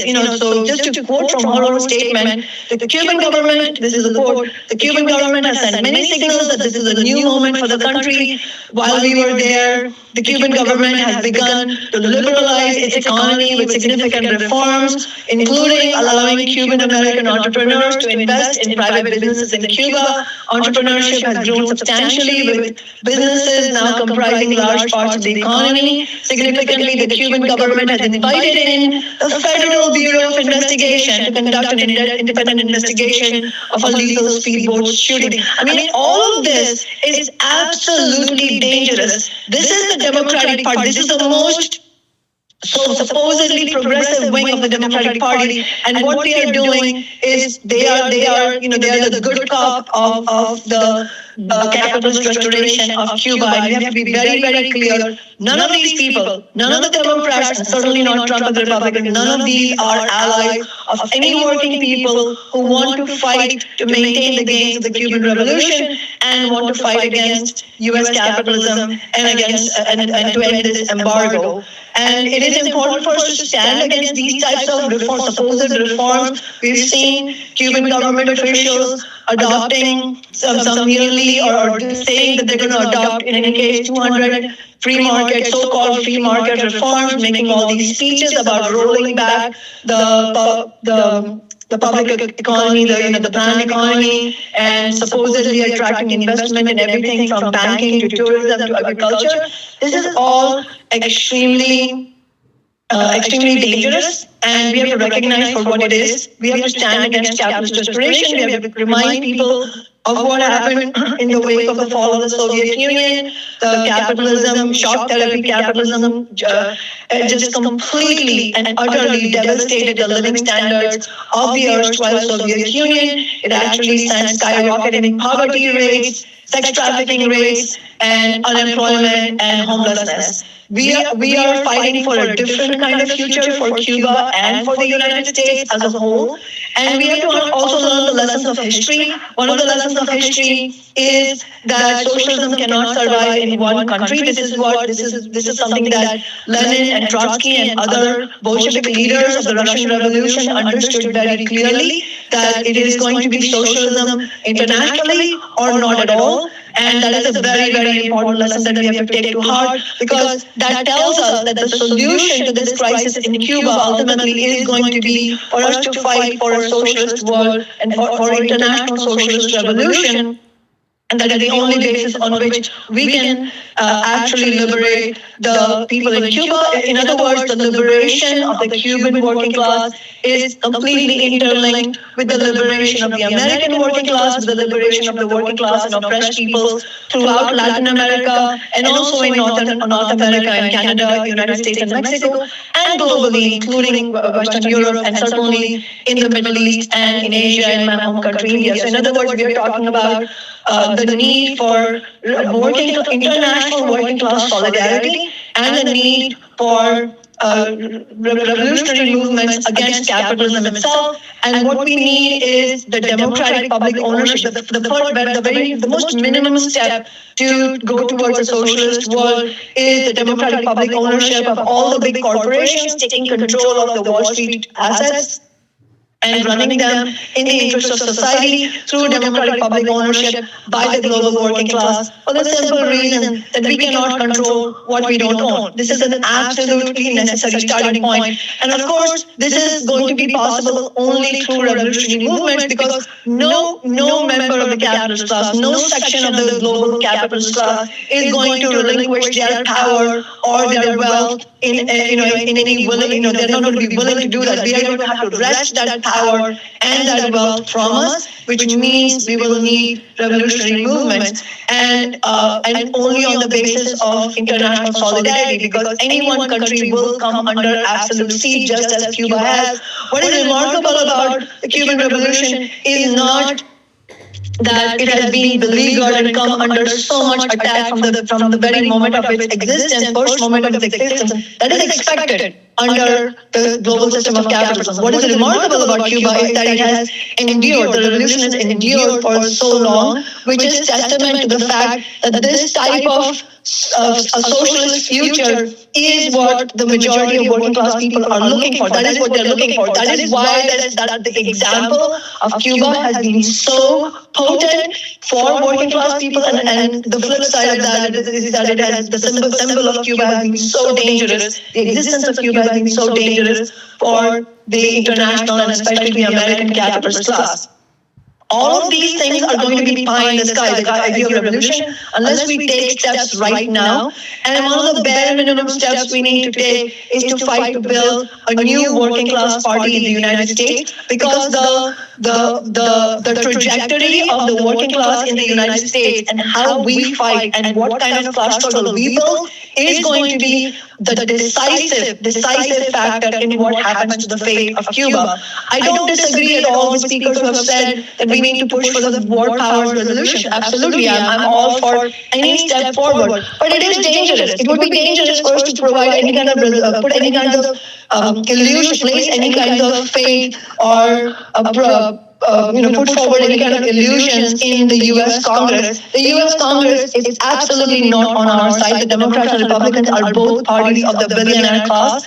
Let us not forget that 173 House Democrats, including my main opponent, Adam Smith, but he was far from the exception, he was the rule. 173 House Democrats voted to send tens of billions of dollars for the genocide in Gaza. They are still supporting the genocide in Gaza. They are still voting. The majority of the House members and majority of the Senate members of the Democratic Party just in December voted to give Trump over $906 billion for his wars, and that's the money that Trump is using right now for the war on Iran, Iraq, Lebanon, and overall the people of the working and poor people of the Middle East. And that bill, by the way, was co-sponsored by Adam Smith, my main opponent, alongside his Republican counterpart, Mike Rogers. They're both the most powerful people on the House Armed Services Committee. That is how entrenched is the bipartisan war agenda. This is the imperialist agenda, and that is a bipartisan agenda. And our only hope is for mass movement in the United States that have leadership that are independent of the Democratic and Republican Party. This is not a side question. It is not a question of, it's not some kind of icing on the cake. Oh, let's have independence. No, independence from the Democratic and Republican parties. In other words, independence from the political organizations of the bourgeois, of the capitalist class, is an absolute imperative for the anti-war movement, for the movement against embargo and the blockade on Cuba, for those movements to have any future whatsoever. And so that is why we are also launched, Revolutionary Workers has launched this campaign for Congress, because we are looking for breakthroughs in slivers of daylight where we can build that type of independent leadership. We know there is a huge opening for this. We all know this. We have seen the statistics. Trump's approval ratings are in the toilet, but so are the approval ratings of the Democratic and Republican parties as a whole. It is quite astounding to see that actually the Democratic Party's net approval rating is a few points lower than the net approval rating of the Republican Party. That is how hated both those parties are. We are seeing earth-shattering Democratic primary results in New York City and also in Colorado in the congressional races, where seemingly invincible genocidal Democratic incumbents have been unseated by the members of the Democratic Socialists of America. I disagree with these candidates in that I don't think that the Democratic Party provides a way forward. I think the Democratic Party is a dead end for movements. But what these elections do show, and it's extremely important what they show, is that it's a decisive repudiation against AIPAC, the Zionist lobby, and against the billionaire class as a whole. It is working class people in America rising up and demanding a shift away from the politics of the billionaire class. This moment in history provides a huge opening, and it is a call to action for the left for us to build independent politics. That is why we are running this independent revolutionary socialist campaign for Congress. And we are calling for an end to the embargo in Cuba. We also need strike actions strike actions by labor unions that can combine, that should combine. In my view, labor unions should organize strike actions that jointly oppose the genocide in Gaza, call for an end to the occupation of the Palestinian lands, an end to the brutal settlements, and join that with a demand to end the economic blockade on Cuba, and then further join that to economic demands in the United States. Like, for example, one of the demands we are calling for is free healthcare for all, funded by taxing the rich, and another relevant demand is slashing the budget of the Pentagon, slashing the war budget, and using those hundreds of billions of dollars, $1 trillion every year for housing, health, social services, education, and infrastructure. All of these demands are incredibly popular across the nation, across blue states, red states, and purple states. They have huge potential to unite working class people, regardless of whom they voted for, or if they didn't vote at all, if they're just disenchanted with both parties. I think that is what's missing, though. And I'm saying strike actions, but I don't expect that they're going to happen. In that sense, it's my responsibility to point that out because I'm not just speaking in the abstract. I'm not here for intellectual satisfaction. I'm here for us to find a real way forward, and that real way forward, including strike actions and also a general strike, is not going to come automatically because the overwhelming majority of the labor leadership today in America is what I would call business unionist, meaning they have made peace with the capitalist system, which also means making peace with the bosses themselves, which then means making peace with the parties of the bosses. In other words, there is a stranglehold of the parties of the bosses, the Democratic Party mainly, on the labor leadership, and that stranglehold is not going to come apart just automatically because we wish it so. We are going to have to look for breakthroughs, and that is why we are fighting for this election in Congress, because we have the potential, if we are elected, it will be an uphill task, but if we are elected, then it has the potential to accomplish what we did in Seattle, obviously on a much smaller scale, but it's a decisive example. It's a Marxist method of organizing, which is when we won our elected office in Seattle, and I say we and not I, because I didn't go there to make my career. I went there I didn't go there to administer the capital state in the city of Seattle. I went there to disrupt politics as usual. So when I won my election as a city council member, I immediately turned my office into a vehicle, a platform to build mass movements, and openly, very clearly expose the duplicity of the Democratic officials on the Seattle City Council. And it was on the basis of building that type of bold movement that we were able to win unparalleled victories, like the nation's highest minimum wage. We defeated Jeff Bezos and won the Amazon tax to fund hundreds of millions of dollars every year for affordable housing. We defeated corporate landlords and won unprecedented renters' rights to the degree, we won so many of renters' rights that we angered the landlord lobby, and I had an attempted recall against me in 2021 by billionaire-backed, by Trump-supporting billionaire landlords, and we defeated that recall because, once again, we organized working-class people. We have shown over and over again that this approach of class struggle organizing, a class struggle-based fighting strategy does work, but it is what's needed, and that is the method we are trying to continue through this congressional campaign. And I really urge everybody here to support our campaign, because if we can get through the top two vote getters, get into the general election, if we can get into the general election, it will be a head-to-head match between us, a revolutionary socialist campaign, and Adam Smith, a genocidal Democrat who also supports the blockade on Cuba. So all of these issues will get a completely different, it will be catapulted. The attention to these issues will get catapulted if we are in the general election. So I urge everyone to help us in the next 4.5 weeks so that we can get every possible vote out for our election, for our revolutionary socialist campaign, and let everyone know that we are fighting for an end to all military aid to Israel, for an end to all weapons and tech, including AI, for genocide and imperialist war, an end to all financing mechanisms for the Israeli military and violent occupation, an end to all imports of weapons and goods that could serve military purposes. In other words, we are calling for a permanent arms embargo on Israel. But in the case of Cuba, we are calling for a permanent end on the blockade on Cuba and using, instead of spending $1 trillion of the war budget, using hundreds of billions of dollars of that to provide immediate relief for the working and poor people of Cuba. All of this is possible, but it will remain unrealized unless we organize independently of the parties of the Capitalist class. So I hope you will all join us, and I really once again thank you all for inviting me. Solidarity. Thanks, Kshama. Solidarity and thank you so much. I want to know if Kostas from Greece is available to be with us. Is he there, and can you put him on?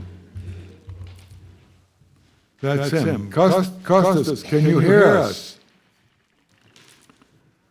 Okay.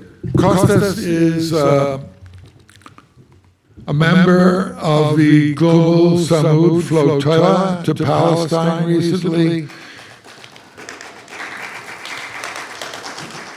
He is the leader of the Socialist Workers' Party in Greece, and he's a member of the Union of Salaried Technicians. Let's welcome from the other side of the world, Kostas, and please join us, and welcome.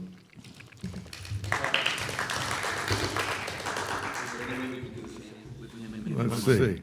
Get him on the phone. I don't have his phone. Kostas, can you hear me? Raise your hand if you can hear me. Okay, begin speaking then. You should be connected.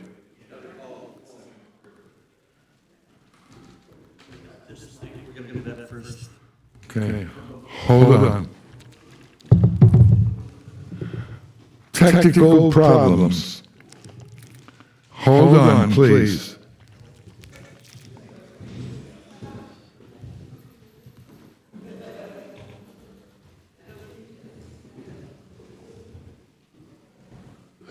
I'm going.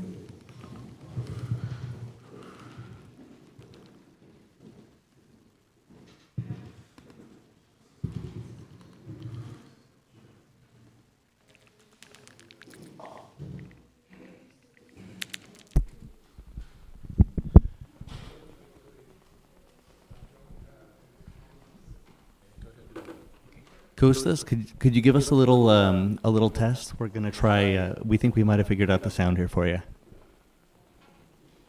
If you wouldn't mind giving us speaking a little bit. Oh, okay. No, it's not picking it up. Speaker. Oh, shit. Mic. Oh, and then the speaker. Speaker. Click the wrong one. Okay. Let's try. Sorry about that, Kostas. Okay, let's try this. Pardon the technical difficulties, man.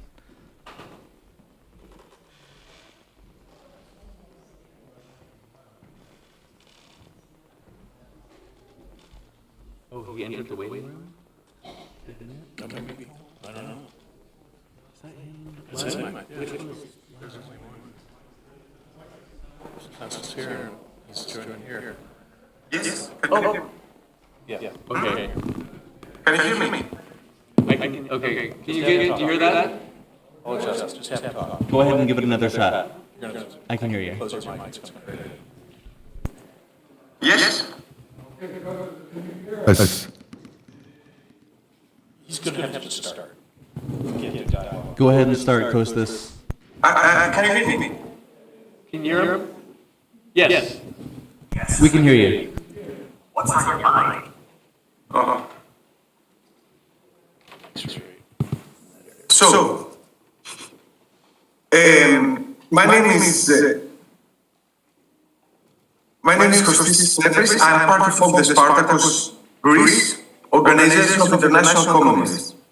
Last May, I have made part of the Global Samud Flotilla, an international attempt to break the seas in Gaza through the sea. So, I carry on, eh? Carry on. You're good. We're hearing you. Okay. We faced Zionist aggression twice.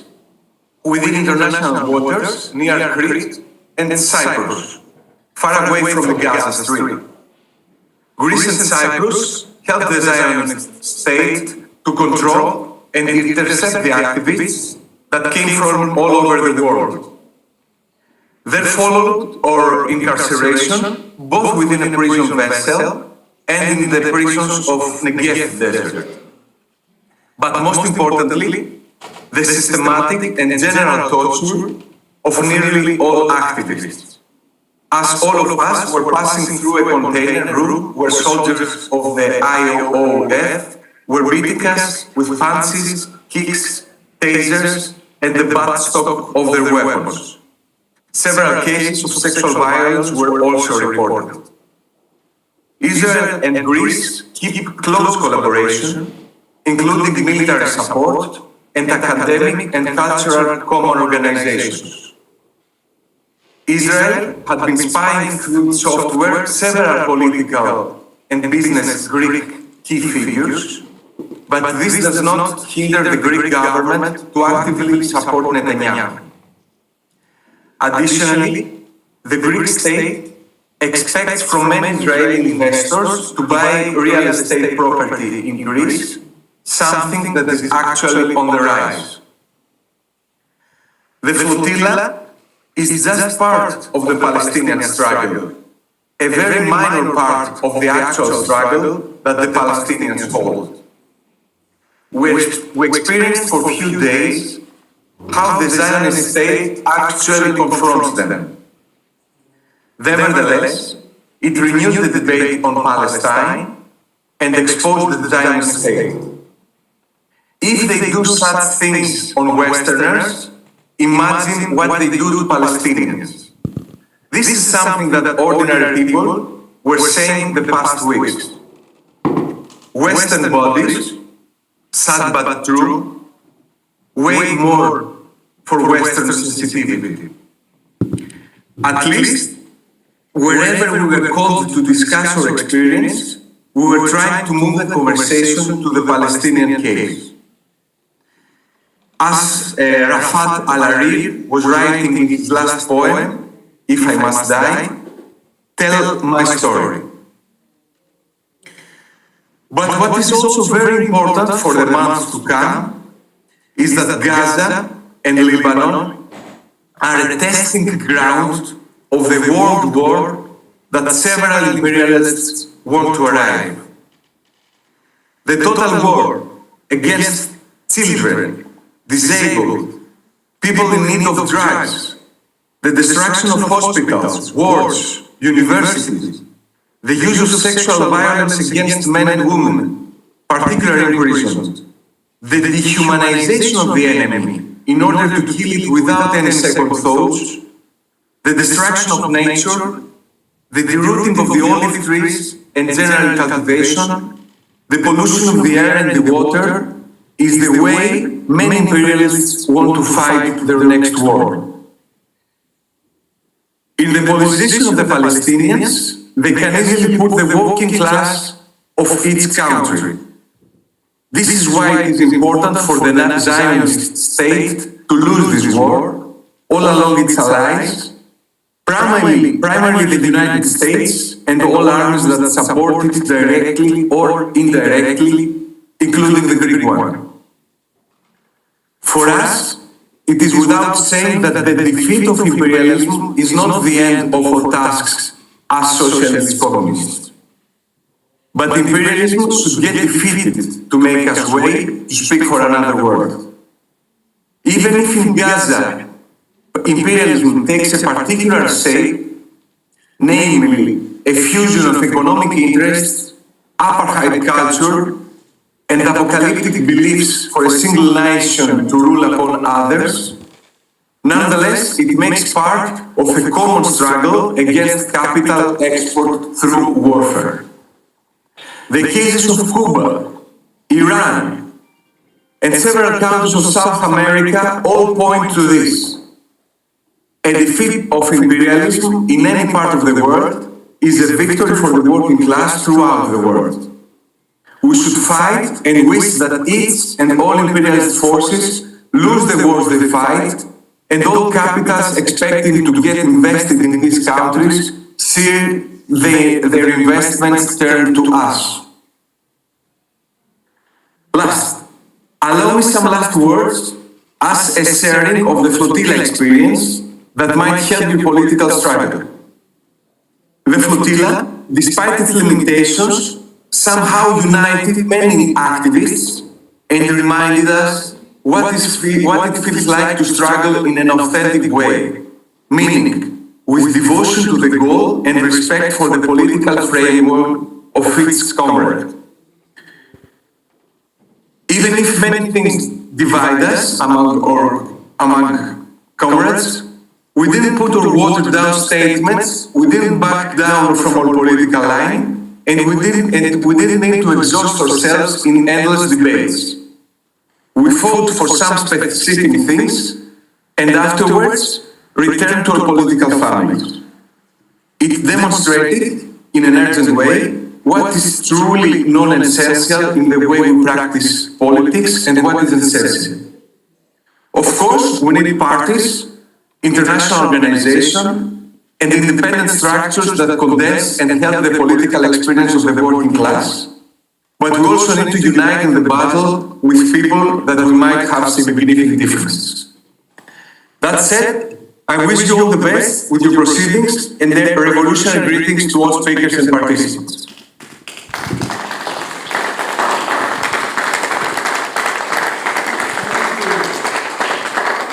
Thank you, Kostas. Can you hear me? Okay, that concludes almost the whole program. We were hoping to have some time for questions and answers. But before you do that, I'd like to ask you to contribute to Socialist Action. We're the sponsor of the meeting. We're a national revolutionary socialist party. I was its candidate for president of the United States twice. I don't know if you know that I lost the election.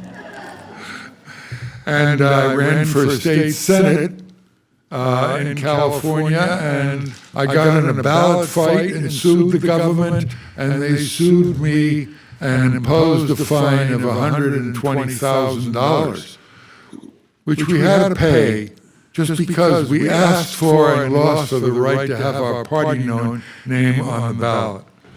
I'm a lifelong revolutionary socialist, going back to the fight against the McCarthy era and the Vietnam War, the Central American struggles, and every single war of U.S. imperialist intervention everywhere.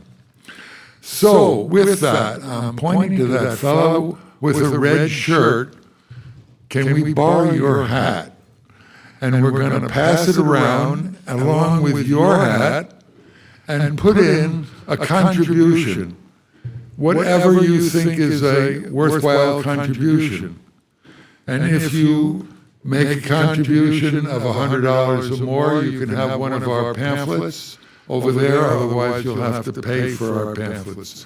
So with that, let's pass the hat, including yours, and put in what you can, make checks payable to Socialist Action, or sign up on our mailing list and pledge that we will call you. So, let's go for questions. Yes.